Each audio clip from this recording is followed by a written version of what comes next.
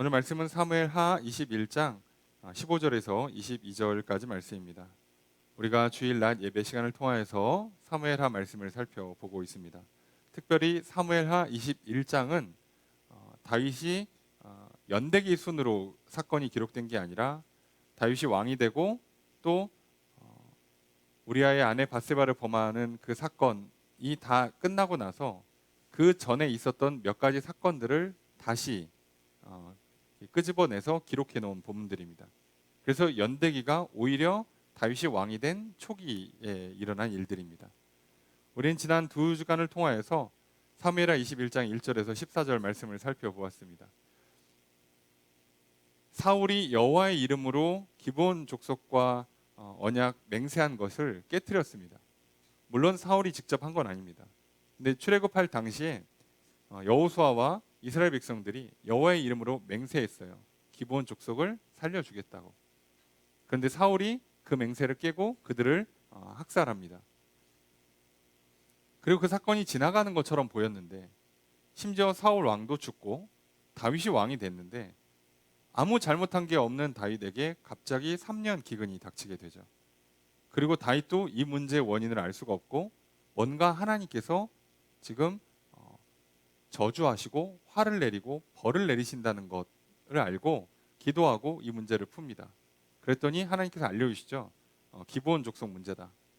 그래서 물어봤더니 자, 기브온 족속들이 이거는 보상할 수 있는 문제가 아니니 사울의 후손 7명을 죽이는 것으로 이제 핏값을 서로 치르자 이렇게 합니다. 그리고 그것을 함으로 이제 문제가 풀렸어요. 근데 이것은 단순히 언약을 파기한 것에 대한 보복, 그 보복을 통해서 위로받고 하는 내용이 아니라고 말씀드렸습니다. 하나님께서는 이스라엘 백성들에게 이미 벌써 한참 지난 일임에도 불구하고 언약이 얼마나 중요한가. 어차피 사울 시대에 3년 기근을 내려봐야 사울은 듣지도 않아요. 이스라엘 백성들 못 알아듣습니다. 그리고 하나님께서 그 사울 왕을 패하신 다음에 다윗 왕을 세우셨을 때 초기에 가르쳐주는 거예요. 언약은 절대 파기하면 안 된다. 나도 너희와 언약을 깨지 않을 것이니 너희도 나와의 언약을 깨지 마라 라는 걸 가르쳐주고 계세요. 그래서 당사자들 입장에서는 억울하게 당한 사건처럼 보이지만 굉장히 중요한 가르침을 주고 있는 거죠. 언약이 얼마나 중요한가 가르쳐주고 또 끝날 것 같은데 여기 또 억울하게 당한 한 여인이 있죠. 자기 아들 둘이 이 사건에 휘말려서 그냥 죽은 사울의 첩이었던 그 미스바라는 여인이 억울하죠. 리스바라는 여인은 진짜 하루아침에 벼락 맞는 거예요. 왕과의 결혼을 했는데 왕이 죽고 남은 건 아들인데 아들도 죽고 자기는 자기대로 억울해요. 그럼에도 불구하고 자신이 이 집안에서 해야 되는 의무가 있고 명예가 있어요. 이스라엘 백성으로서 한 집안의 일원으로서 그리고 어머니로서 해야 될 일이 있는 거예요. 자기가 그 의무를 다하는 것은 자기가 결혼함을 통해서 이스라엘 백성이 됐기 때문에 맺어진 언약, 이 가문의 결혼을 왔기 때문에 이 가문과 맺어진 언약, 내가 내 자녀와 혈육으로 맺어진 언약이라는 게 있어요. 이 여인도 그걸 지켰어요. 그래서 이 마지막 명예, 죽은 자의 시신이라도 거두어서 장례를 치르려고 하는 그 마지막 그 명예를 놓치지 않기 위해서 애를 씁니다.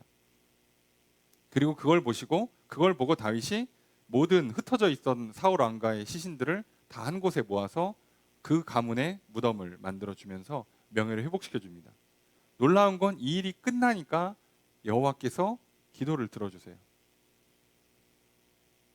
그러니까 하나님께서는 가르쳐 주시는 거예요. 그냥 개별 사건처럼 보이고 앞에 사람이 사고 친 것 때문에 내가 피해보는 것 같고 또 그것 때문에 나는 억울하게 휘말려 들어갈 때 하나님은 우리에게 절대로 사건에 집중하지 말라고 하십니다. 오늘 하나님께서는 하나님과 나 사이에 언약을 믿으라고 하시는 거예요. 그 언약을 붙들라고 하시는 거예요. 거기에서 내가 할 거라고 내가 요구할 걸 요구하라는 거예요. 말 그대로 의무를 다하고 권리를 주장하라는 겁니다. 하나님은 그렇게 해주십니다. 그래서 이 여인도 이스라엘도 다윗 왕도 전부 다 언약의 중요성을 깨닫고 회복을 했어요. 그럼 오늘 우리와 하나님 사이의 언약은 이스라엘이라는 나라, 다윗 왕이라는 중재자가 있는 게 아니기 때문에 오늘 나와 여호와 하나님 사이의 언약은 중재자도 예수 그리스도시요 언약도 예수 그리스도입니다. 그러니 오늘 우리가 예수 그리스도의 그 십자가의 대속, 예수 그리스도의 그 이름, 그 보혈의 공로, 우리가 그것이 우리와 하나님 사이의 언약이고 우리가 그걸 믿기 때문에 우리에게는 의무가 있고 권리가 생기는 거예요. 당당히 하나님 앞에 나아갈 수 있고요. 성소에 나아갈 담력이 있고요. 기도를 들으십니다. 그러니 오늘 우리는 당연히 그 예수 그리스도의 이름을 입술로 고백해야 되고요. 사람들 앞에서 시인해야 할 의무가 있는 겁니다. 우리가 이렇게 언약 관계가 무엇인지, 그 언약 관계에서 내가 어떤 의무가 주어지는 것이고 어떤 권리를 행사할 수 있는지를 명확히 알면 하나님께서 분명히 말씀하십니다. 때를 따라 비를 내려줄 것이요 기도를 들어 응답해 주십니다. 오늘 우리들이 사는 삶에 또 우리는 우리대로 억울한 일을 당할 수 있어요. 남이 사고 친 것 때문에요. 내 부모가, 우리 전 세대가, 이 지역 사회가 또는 옆 나라가 사고 쳐놓은 것 때문에 내가 당해야 돼요. 이 시대를 살아가는 젊은 세대들도 당연히 기성세대에 대한 불평, 불만이 있어요. 그리고 또 우리가 자라면 우리 다음 세대도 우리를 향해서 온갖 원망과 불평을 쏟아내겠죠. 다 그런 거예요. 게다가 잘못 걸리면 이 리스바 같은 여인처럼 직접적인 피해를 봐요. 말할 수 없는 피해를 봅니다. 몰락한 가문에 아들 둘밖에 남지 않은 여인이 아들 둘이 죽으면 뭐가 남아요? 여러분이 한번 이런 비슷한 사건에 휘말린다고 생각해 보세요. 우리 정신이 무너집니다. 삶이 무너져요. 그런데 하나님께서 우리에게 가르쳐 주십니다. 그게 아니라고. 그럴 수 있다고. 이 땅에 사는 동안에 그런 일에 휘말릴 수 있어요. 이상한 사람 만나가지고 내 학업이 꼬이고 진로가 꼬이고 회사가 막 흔들리고 건강이 무너지고 할 수 있어요. 우리가 지난 3년 가까운 시간을 고생하면서 겪었잖아요. 우리가 만든 질병이 아니에요. 우리 쪽에서 시작한 것도 아니야. 건너왔는데 전 세계가 휘말려요. 3년간 세상이 바뀝니다. 뭘 잘못했을까 우리가? 잘못한 거 없어요. 그런데 저와 여러분들은 그래도 지금 건강하게 일상을 회복하고 살지만 누군가는 이것 때문에요. 일상이 무너졌고요. 사업이 무너지신 분도 있고요. 심한 경우는 돌아가신 분도 계세요. 이걸 어떻게 설명합니까? 설명 못해요. 그 하나님의 지혜와 섭리를 다 이해할 수 없습니다. 우리는 언약을 붙드는 거예요. 그럼에도 불구하고 오늘 우리가 하나님께서 다윗이 사울왕을 원망하지 않았고 왜 나 때 이런 사고가 일어나냐고 하지 않았고 리스바라는 여인도 하나님께 원망하지 않아요. 아무도 원망한 사람이 없습니다. 오로지 언약을 붙들고 자신의 의무와 권리를 집중해서 행사하고 있어요. 오늘 저 여러분들 마찬가지입니다. 하루하루 살아가신 동안에 자신의 어떠함이나 주변의 어떠함 때문에 흔들리지 마십시오. 사건, 사고, 문제에 집중하지 마십시오. 하나님께 시선을 두시고 하나님을 믿고 나아가셔서 여러분들이 그렇게 고백할 거 고백하시고 할 거 하시고 그리고 요구할 거 요구하시면 여러분 하나님께서 때를 따라 비를 내려주실 것입니다. 우리의 기도에 응답해 주실 것입니다. 자, 그럼 여기까지만 하면 이제 하나님으로부터 교육을 받았잖아요. 교육 잘 받았네. 끝이 아니고요. 하나님은요. 항상 하나님이 먼저 보여주세요. 어떤 일에 대해서 항상 보여주세요. 증명하십니다. 믿으면 실체를 드러내 주신다고요. 이게 하나님 나라의 방식이에요. 실체를 드러내놓고 믿으라고 할 때도 있지만 보통은 믿으면 그 다음 일을 하세요. 그래서 우리한테 이 믿음을 언약을 회복하는 걸 요구한 다음에 이제 오늘 본문은요. 또 다른 사건임과 동시에 하나님께서 어떻게 언약을 지키시는가를 잘 보여주는 장면입니다. 오늘 본문을 잘 보면 짧게 읽어봤지만 우리가 22절을 못 읽었지만 내용은 없습니다. 그냥 이겼더라 이렇게 하고 끝났는데요. 오늘 내용을 잘 보시면 다윗과 이스라엘과 그리고 블레셋 사이의 전쟁이 일어납니다. 그리고 이 전쟁을 총 4차례 걸쳐서 합니다.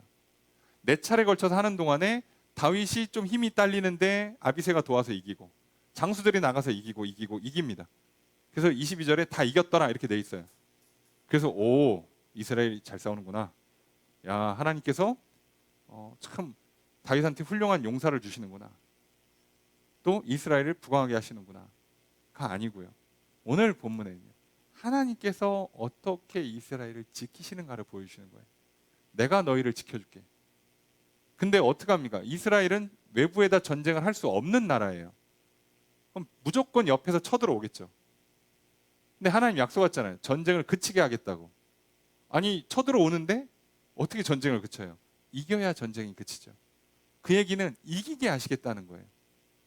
그럼 어떻게 이기게 하시는가? 오늘 우리는 그걸 보려고 그래요.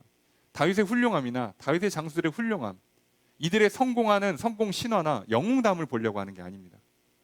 여러분 자칫 잘못하면요, 교회 다니시는 성도님들이나 목회자가 이 실수를 빠져요. 내가 하나님의 나라, 교회가 하나님의 나라로서 세워져 갈 때 내 인생이, 교회가, 가정이 하나님 나라로 세워져 갈 겁니다. 그때 마치 내가 영웅인 것처럼 내 성공 신화나 내 영웅담을 들려주시는 분들이 종종 계세요. 아닙니다. 하나님 단 한 번 그런 영웅적인 인물을 쓰지 않았어요. 그리고 그런 인물이 영웅이 될 것 같으면 그냥 데려가세요. 모세는 그냥 무덤도 안 줍니다. 그럴까봐. 엘리야 그냥 데리고 올라갑니다. 그럴까봐. 놀랍지 않습니까? 구약의 가장 대표적인 인물은요, 이 땅에서 시신이 없고 무덤이 없어요. 성경은 원본도 없어요. 예수님 당연히 시신 없고 무덤 없으시고요. 왜 이렇게 하실까요? 예, 절대로 성공신화나 영웅담에 빠지지 말라는 거예요. 하나님과 우리 사이에, 나 사이에 언약에 집중하셔야 합니다. 근데 그걸 하나님이 보여주고 계세요.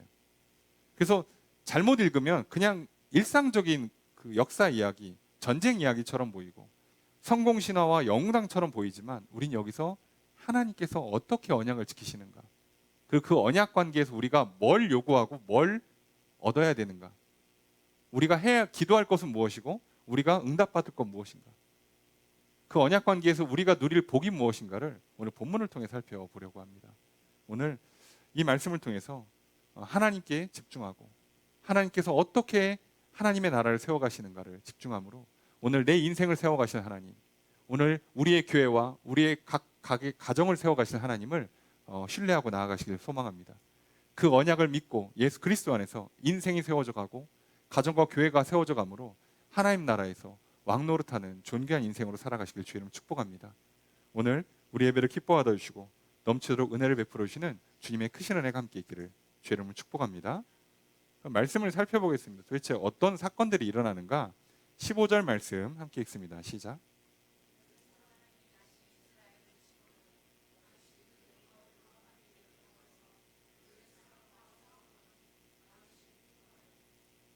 블레셋 사람이 다시 이스라엘 쳤다라고 돼 있어요.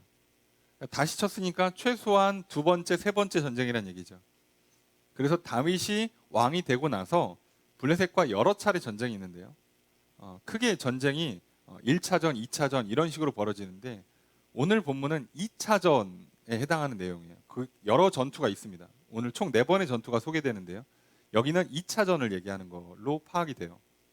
그러면 이 2차전의 시기는 역시나 다윗 왕 초기입니다. 여기도 초기예요. 정확하게 연도를 확정하기는 좀 어렵습니다만 초기에 일어난 사건으로 볼 수 있어요. 자, 그래서 1차전도 끝났고 이제 2차전이 일어나요. 근데 이 1차전과 2차전의 특징이 블레셋이 먼저 들어옵니다. 그러니까 다윗이 왕이 되고 초기에 자리 잡기 전에 쳐들어오는 게 전략이죠. 우리도 마찬가지예요. 예수 그리스도 오늘 말씀을 듣잖아요. 예배를 드리잖아요. 그럼 공격이 언제 들어오겠습니까? 사단이. 믿음이 자리 잡고 그저 말씀의 씨앗이 이렇게 뿌리 내리기 전에 쳐야죠. 예? 그러니까 주로 언제 오냐? 오늘 교회를 나갈 때부터 선제 공격이 들어올 겁니다. 제일 심한 게 월요일이죠. 이때가 가장 접전이 일어나요. 그래서 오늘 월요일 첫 걸음을 승리로 잘 빼면 여러분 한 주 무난히 잘 갑니다. 근데 여기 초장부터 이렇게 막 휘청휘청하면 한 주 좀 힘들어요. 그래서 이게 어쩔 수 없는 전략이라는 걸 보셔야 돼요. 사단도요. 언제 흔들겠어요? 늘 말씀드립니다. 은혜 받으면 시험이 오는 거예요. 너무 당연한 겁니다. 입장 바꿔놓은 생각해 보세요. 우리가 만약에 공격하는 입장이 돼도 똑같이 해야 될 거 아니에요. 당연한 거죠. 그러니까 서로 뭐라고 할 게 아니라 그냥 이기면 되는 거죠. 그럼 도대체 어떻게 싸움이 나고 이기는가를 봐야 되는데 오늘 문제가 생겨요. 블레셋 사람들이 이스라엘을 칩니다. 2차전이 발발하는데 다윗이 그의 부하들과 함께 내려가서 블레셋 사람과 싸워요. 당연히 전쟁해야죠. 이 중요한 전쟁, 나라 블레셋이 제일 큰 적이었어요. 이스라엘 입장에서는. 이 중요한 전쟁에 왕이 당연히 나가서 선봉에 서야 되고요. 백성들을 격려해야 합니다. 그 당시 왕의 의무였고요. 자, 그런데 문제가 생겨요. 다윗이 피곤합니다. 왜 피곤한지 설명하지 않아요. 그냥 피곤해. 자, 이게 중요한 거예요. 우리 인생에서요. 문제는 내가 다 알아. 뭘 해야 될지도 알고 하러 갔어. 근데 힘이 딸릴 때가 있잖아요. 내가 생각도 있고 계획도 있고 의지도 있고 다 좋은데 현장에 갔는데 힘이 딸려요. 능력이 부족해. 근데 여기서 지면 끝난단 말이에요. 문제는. 여기서 무너지면 어떡해. 한 주간 날씨가 많이 왔다 갔다 했죠. 이제 뭐 이번 주 중에 비가 한 번 온다는데 오고 나면 확 풀린다고 그래요. 그럼 우리는 이제 오늘날 너무 좋은 시대를 사니까 어느 정도 기상이 예측이 되잖아요. 우리가 지난주, 이번 주 이렇게 지나면 알아요. 이제 날씨가 이렇게 바뀔 거다. 내가 옷을 이렇게 준비하고 몸이 이런 변화 때문에 피곤할 수 있다. 밥 먹고 아침에 졸릴 수 있다. 내가 장거리 운전할 때 조심해야겠다. 또는 날씨가 급변하니까 새벽에 잘못하면 감기 걸릴 수 있다. 따뜻하게 자야겠다. 다 알고 있어. 알고 있고 그래서 만반의 준비를 했는데 아침에 딱 일어나니까 몸이 추워. 목이 이상해. 이럴 수 있단 말이에요. 알면 뭐 하냐고. 그죠? 하고 있으면 뭐 하냐고. 정작 중요한 순간에 내 능력이 부족한 걸. 자, 이런 문제가 생겨요. 왜 피곤한지는 중요하지 않습니다. 그냥 피곤하대. 1차전 휴유증이 안 끝난 건지 아니면 업무가 많은 건지 갑자기 무슨 감기 걸리신 건지 몰라요. 중요하지 않아요. 문제는요. 내가 약할 때가 있다는 거죠. 원래 다윗의 그 전력으로 하면요. 블레셋과 그래도 싸워볼 만은 해요. 그 정도로 다윗이 약한 사람은 아니거든요. 근데 오늘 본문에는 문제가 피곤했다는 거죠. 자, 그런데 이 피곤한 상태에서 누가 오냐? 16절 읽습니다. 시작.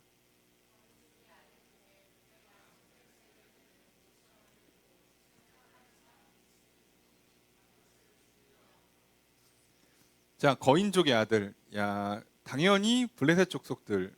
이쪽은 유전자적으로 좀 등치가 좋아요.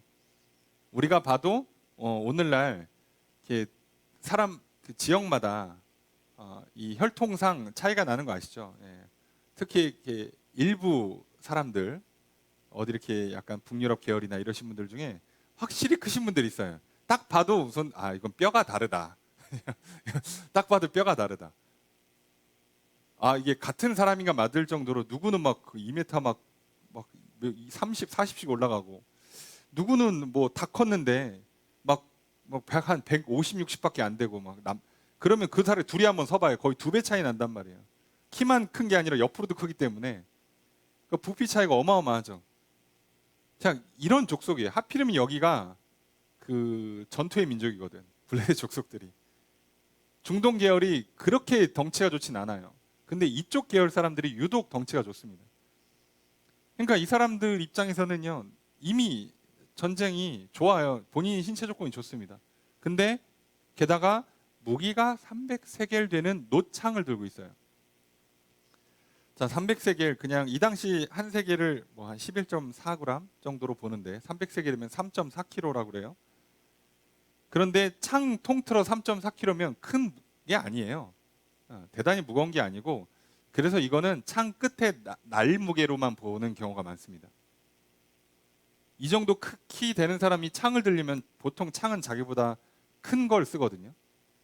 그럼 그 정도 되는 창의 위 끝에다가 노수로 된 그 날을 붙이는데 그럼 이 나무만 해도 두께가 이렇게 무거울 거예요. 얘만 3kg 넘어갈 겁니다. 그러니까 이거는 끝에 날만 3kg 이상으로 보는 거예요. 다 합치면 거의 뭐 8kg, 10kg씩 나가는 거예요. 이거 휘두르면 아시죠? 소리가 납니다. 예, 바람 가르는 소리가 나죠. 무섭죠? 이거 막 휘두르고 이렇게 빙빙빙 돌리고 있으면 벌써 무서워요.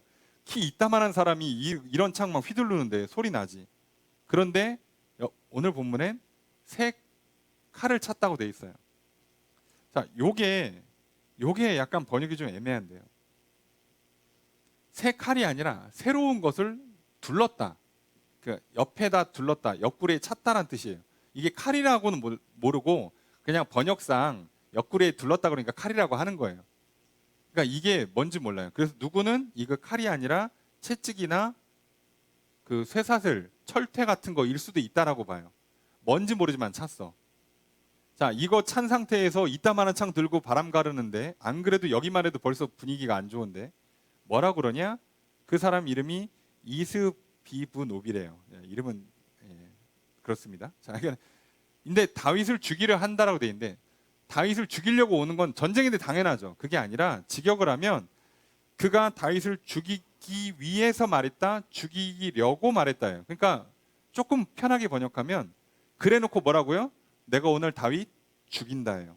그리고 다윗한테 달려가는 거예요. 야, 얼마나 무섭습니까? 저 등치에 저 무기를 휘두르면서 뭐라고요? 내가 오늘 너 죽인다. 그러고 달려들고 있어요. 여기는 이렇게 달려오는데 문제는 다윗은요. 안 그래도 지금 골리앗이야. 물맷돌도 이겼지. 언제 칼싸움에서 이겼습니까? 솔직히 여기서 칼질하고 창질해서 못 이겨요. 솔직히 이길 수 있는 싸움이 아니야. 아니, 다윗이 아무리 잘 싸워도 물맷돌 던져서 이기는 거죠. 근데 여기서 그렇게 하고선 달려들어요. 근데 하필이면 피곤해. 못 이깁니다. 당연히 못 이겨요. 그래서 못 이기니까 17절 함께 읽습니다. 시작.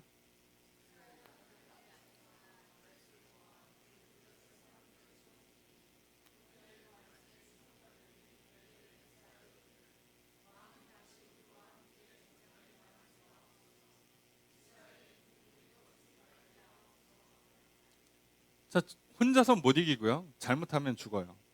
그러니까 그걸 뻔히 아니까 이스라엘의 장수 요압의 동생이었던 수레의 아들 아비새가 다윗을 도와서 싸웁니다. 그래서 협공을 해서 이겨요. 그래서 죽입니다. 자, 이러고 나니까 어떤 일이 생기냐? 다윗의 추종자들, 다윗을 따르는 자들이죠. 그러니까 측근 장수들이에요. 이들이 왕은 다시 우리와 함께 전장에 나가지 마십시오. 그러니까 나오지 말라는 거. 원래는 왕이 나오는 게 의무예요. 나와야 사기가 진작이 되고요.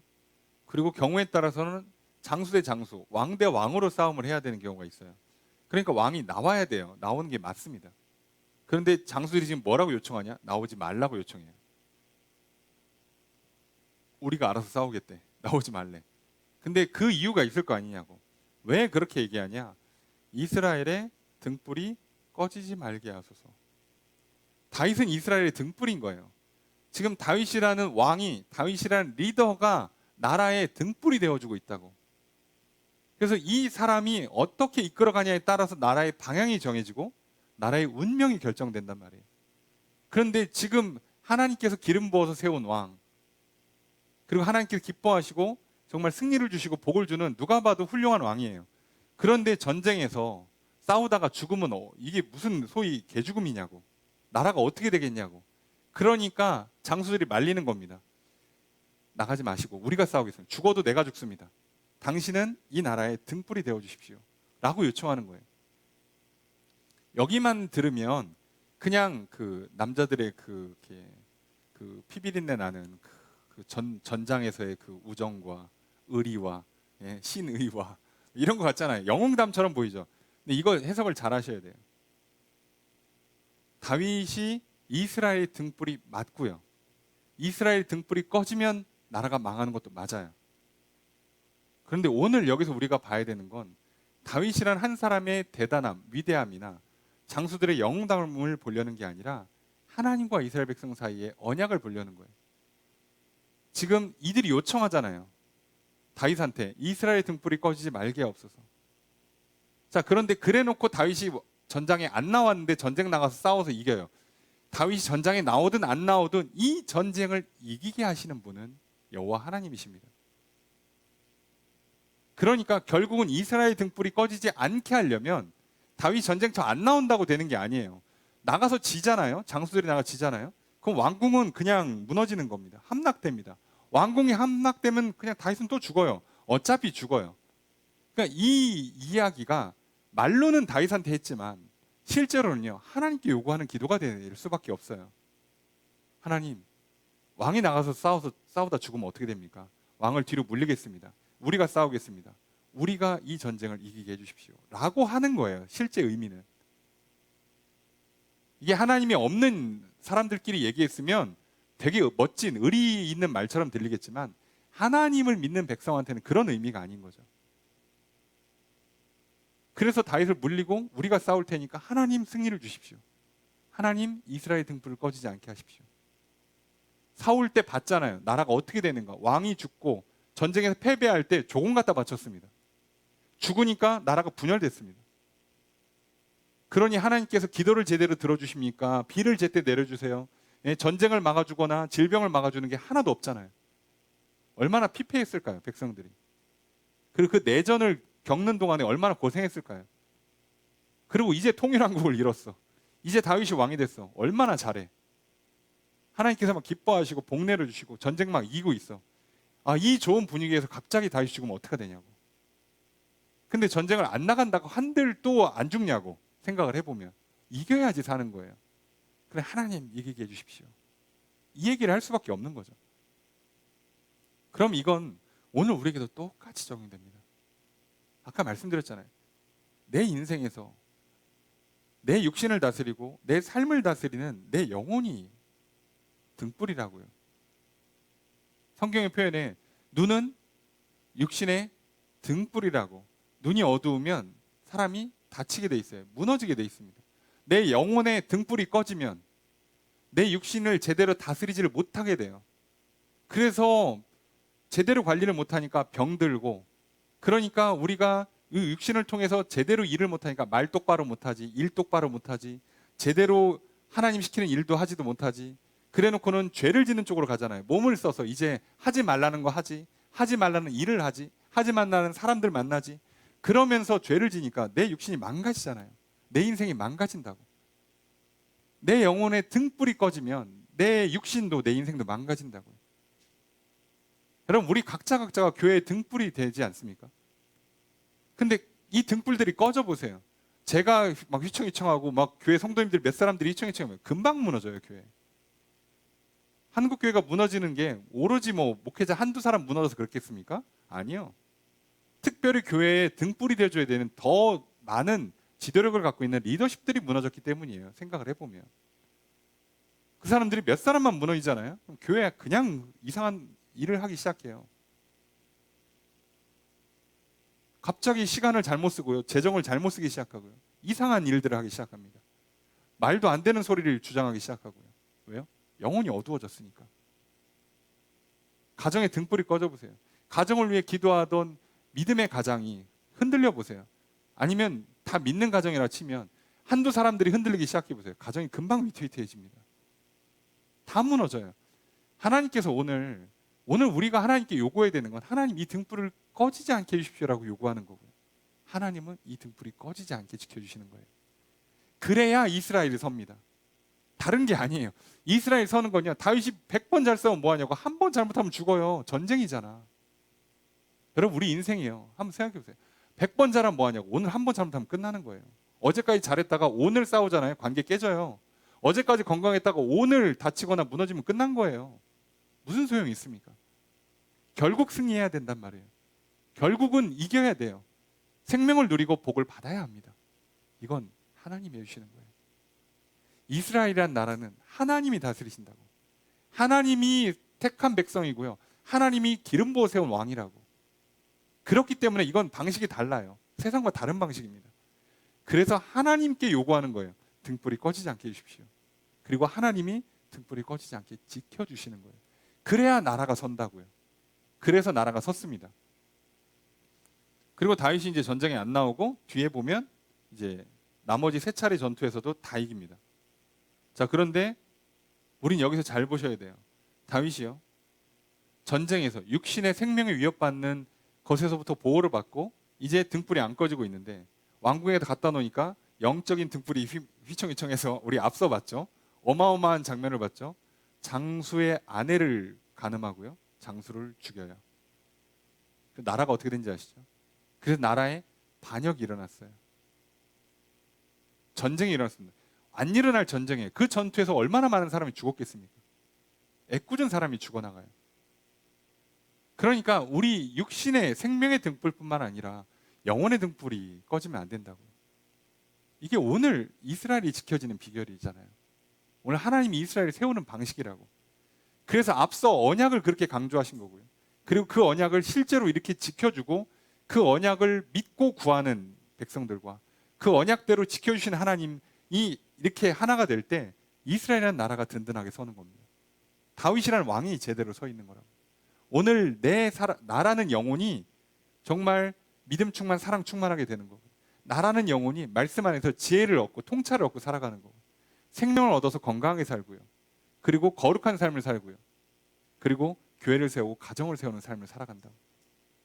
그것은 나의 대단한 영웅담이나 어떤 성공 신화나 대단한 능력을 갖고 하는 게 아니라요. 하려고 했는데 난 좀 피곤한데, 유혹이 너무 거칠게 오고 시련이 너무 세게 왔는데도 불구하고 하나님이 도우신다고요. 그래서 사람을 보내주셨잖아요. 이 다음부터 일어나는 전투의 양상은 내용이 비슷합니다.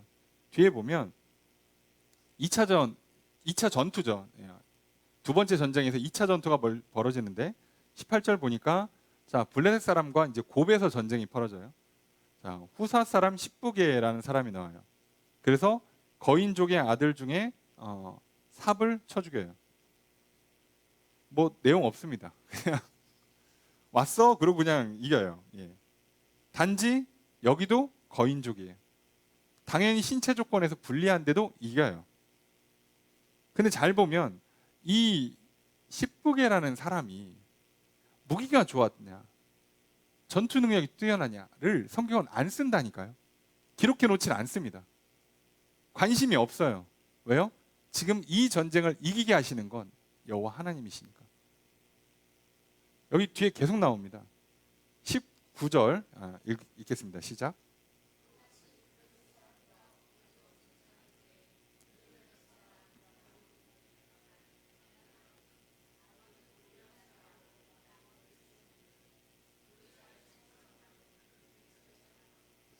자, 세 번째 전투에서는요.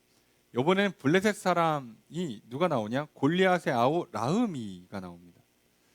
성경은 골리앗이라고만 나와요. 원문에는. 근데 골리앗이란 이름이 하나 둘이 아닐 테니까, 그래서 그냥 아마 골리앗 집안 사람이지 않겠냐.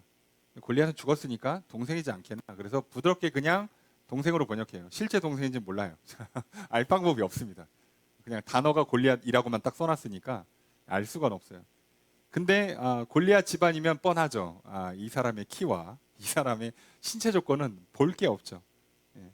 근데 여기에 또 뭐라고 써 있냐? 그 자의 창 자루는 배틀채 같았더라. 배틀채 같다. 여기 직무를 짤 때 왔다 갔다 하는 그 배틀채인데, 이게 사람이 하든 기계가 하든 속도가 어마어마하게 빠릅니다. 그러니까 지금 이 창을 휘두르는 속도가 대단히 빠른, 창술이 뛰어난 사람이란 뜻이죠. 그랬지만 죽었어요. 자, 중요한 건 이거죠. 이런 식으로 가는 거예요. 게다가 20절, 21절에 보면 여기 또 전쟁이 일어나는데 키가 큰 자 하나라고 돼 있어요. 여기서 키가 크다라고 하는 건, 키가 크다라는 표현이요, 사실상 최소한 머리 하나 이상 있다는 얘기거든요. 최소 30cm 이상 키가 차이가 나요. 그럼 이게 운동에서 키 3cm 이상 차이 나면 사실상 못 이겨요. 여러분, 격투기 같은 게에서 체급을 나눈단 말이에요. 왜요? 못 이겨요. 실력으로 이길 수가 없어요. 같은 실력이면요, 체급이 무조건 이겨요. 안 됩니다. 아니, 머리가 하나 더 있어요. 3cm 이상 더 커요. 그럼 주먹질하면요, 안 닿아요, 주먹이. 상대방이. 발길질하면 안 닿는다고. 그렇잖아요. 어떻게 이기냐고. 게다가 이 사람은 더 대단한 게 손가락 발가락이 하나씩 더 있어.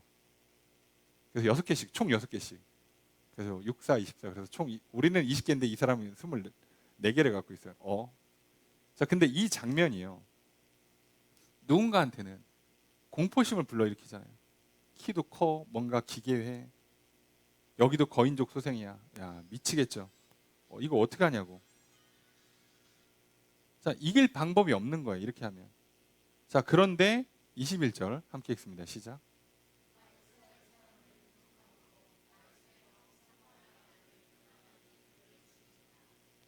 자, 이스라엘 사람을 능욕해요. 모욕했다 또는 그냥 욕했다예요. 욕하는 거예요.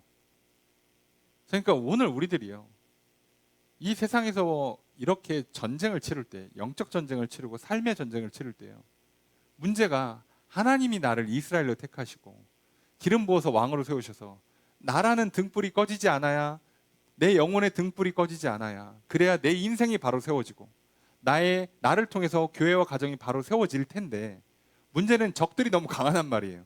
내가 피곤하질 않나, 상대방들이 막 거인족에 막 무기가 어마어마하게 최신 무기에, 큰 무기에, 막 신체 조건 좋아, 집안 좋아, 어려서부터 조기교육 잘 받았어. 게다가 여기서 심지어 막 죽이겠다고 달려들고, 여기는 막 욕하고. 무섭잖아요. 그럼 겁먹단 말이에요. 해보기도 전에 이미 졌다라고 마음을 먹는단 말이에요. 세상은 우리한테 그렇게 와요. 너 할 수 있겠어? 야, 상대방이 너보다 똑똑해. 너보다 어려서부터 공부를 더 많이 했어. 집안이 좋아. 잘생기고 예쁘고 성실하고 다 너보다 뛰어나. 근데 너 죽여버리겠대. 너랑 싸워서 이겨보겠대. 한번 해봐 너. 그럼 우리가 전의가 상실되잖아요. 아, 안 되겠다. 질 것 같다. 아, 이번 생은 여기까지. 이렇게 포기한단 말이죠. 근데 그게 사단이 전략이 쓰는 거예요. 죄송합니다. 22절을 제가 깜빡하고 못 넣었는데, 22절에 결국은 뭐라고 돼 있어요? 그래서 결국은 다 이겼더라 해요. 다윗의 손과 그 부하들의 손에 다 죽었다고 그냥 끝내는 거예요. 결국 그럼 뭐 하냐고. 대단히 뛰어나면 뭐 하냐고. 결국 다윗과 그 장수들에 의해서 다 죽었어요. 오늘 내가 이기면 되는 거예요. 여러분, 상대방이 뛰어난 거 왜 신경 씁니까? 고난과 시련이 얼마나 크고 정말 나를 힘들게 하고 무너뜨리는 거를 왜 신경 쓰냐고. 이기면 된다니까요. 근데 이 이기는 비결이 어디 있냐고. 이기는 비결이 나의 뛰어남이 아니고요, 내 뛰어난 사람들이 나와 함께 해줘서가 아니고요, 하나님이 승리를 주신다고요. 놀랍게도요, 다윗이 맨 처음 블레셋과 싸워 승리할 때, 골리앗을 쓰러뜨릴 때 다윗이 정말 정확하게 얘기를 했습니다. 그 장면이 사무엘상 17장에 나오고, 다윗이 이제 골리앗을 향해서 소리치는 내용이 45절부터 47절까지인데요. 읽어드리겠습니다. 다윗이 블레셋 사람에게 이르되 너는 칼과 창과 단창으로 내게 나아오거니와 나는 만군의 여호와의 이름 곧 내가 모욕하는 이스라엘 군대의 하나님의 이름으로 내게 나아가노라. 오늘 여호와께서 너를 내 손에 넘기시리니 내가 너를 쳐서 내 목을 베고 블레셋 군대의 시체를 오늘 공중에 세워 땅의 들짐승에게 주어 온 땅으로 이스라엘의 하나님이 계신 줄 알게 하겠고, 또 여호와의 구원하심이 칼과 창에 있지 아니함을 이 무리에게 알게 하리라. 전쟁은 여호와께 속한 것인즉 그가 너희를 우리 손에 넘기시리라. 이때 대략 17살로 추정됩니다.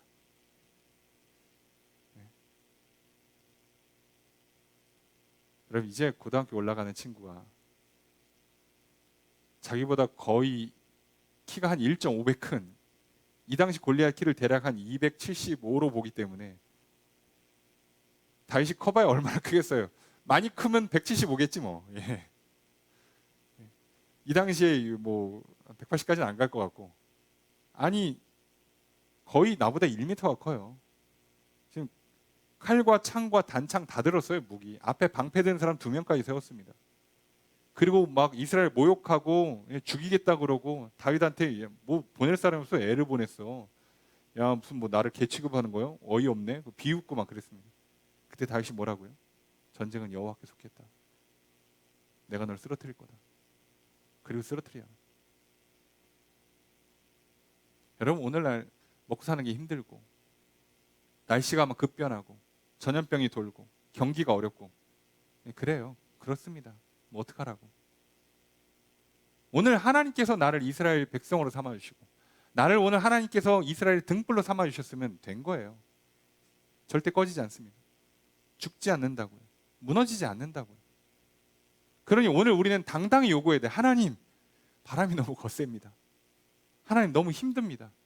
근데 하나님 약속하시지 않았습니까? 나를 하나님의 자녀, 백성, 이스라엘로 삼아주셨고, 하나님 나를 기름 부으사 다윗 왕처럼 이 이스라엘을 다스리는 왕 노릇하라 하셨는데, 하나님 나의 등불을 꺼트리지 말아 주십시오.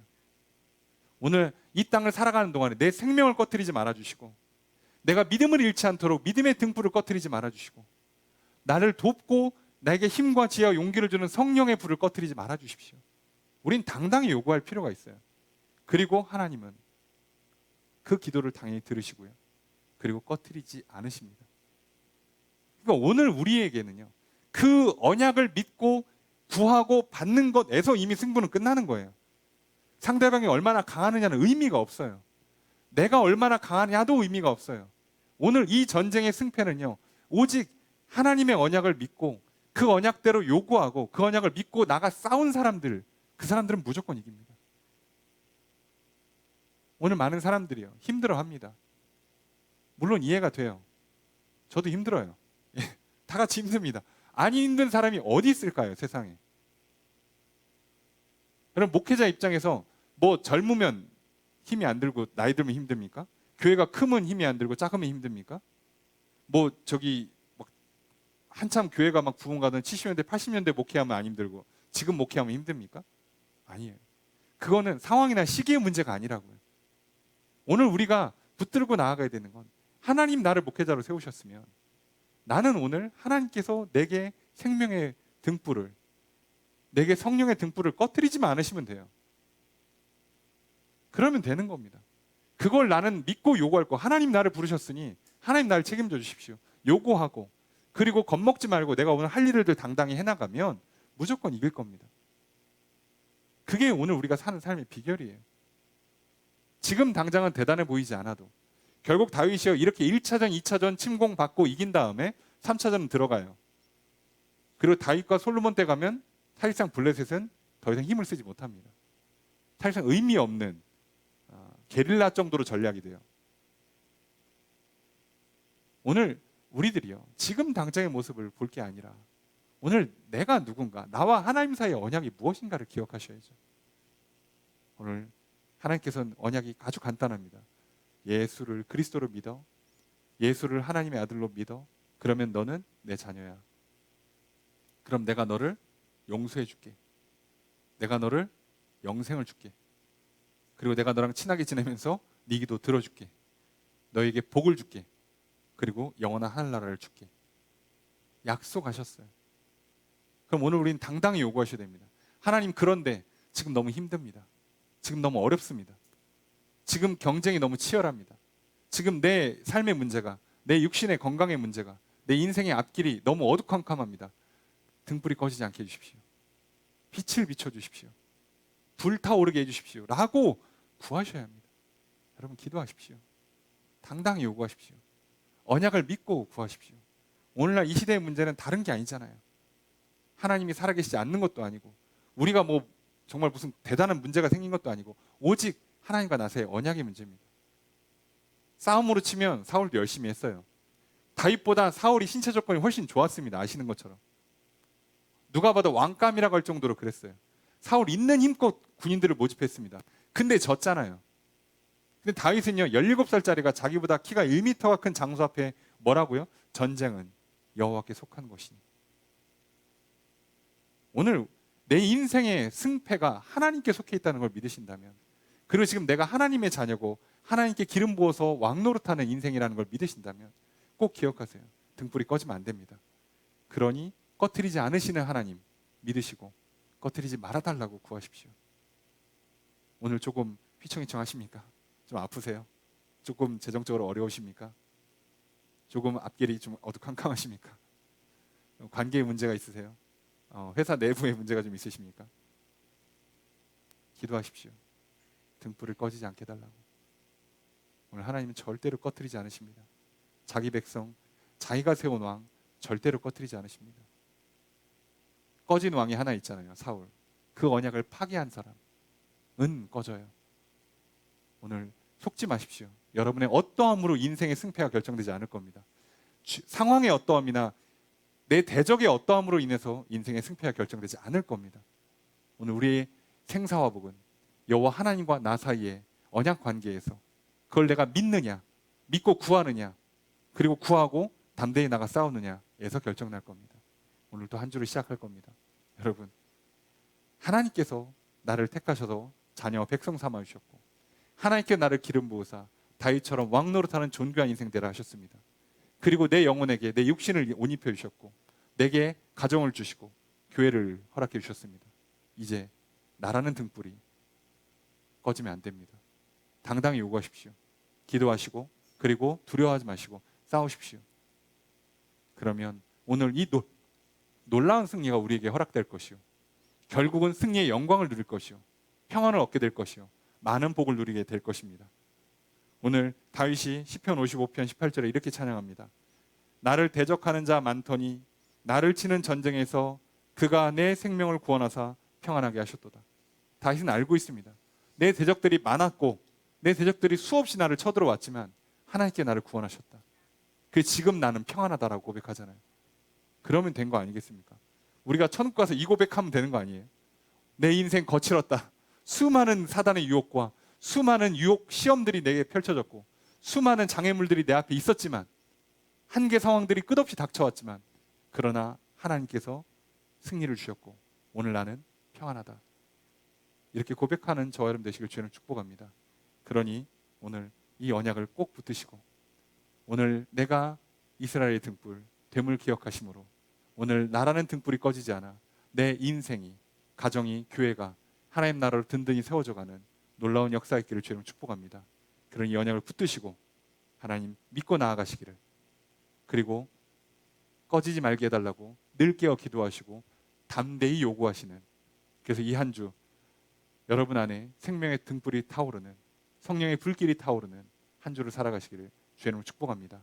승리하시고 많은 복을 누리심으로 또 하나님께 영광 돌리시고 그리고 평안을 누리시는 복된 한 주 살아가시기를 주님 축복합니다. 이렇게 하시는 주님의 크신 은혜가 함께 있기를 다시 한번 주의 이름으로 축복합니다.